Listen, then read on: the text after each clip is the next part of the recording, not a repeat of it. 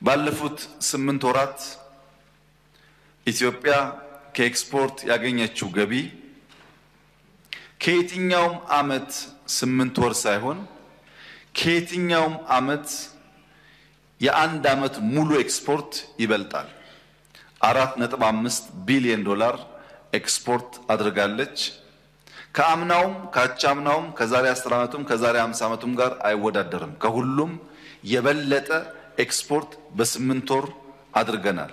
የበለጠ ማለት ግን በ8 ወር አይደለም፣ በአመት አምና አመቱን ሙሉ ኤክስፖርት ካደረግነው በዚህ አመት 8 ወር ኤክስፖርት ያደረግነው ይበልጣል። በሚቀጥሉት 4 ወራት ይሄንኑ ፔስ ጠብቀን የምንሄድ ከሆነ በኢትዮጵያ ታሪክ ውስጥ ለመጀመሪያ ጊዜ ከፍተኛ ኤክስፖርት የሚመዘገብበት አመት ይሆናል። ይሄም በ10 አመት እቅዳችን ካስቀመጥነው አምቢሽየስ ከተባለው እቅድ ጋር የተቀራረበ አፈጻጸም ነው። ያ እቅድ ትክክለኛ እንደነበረ የሚያመላክት ነው።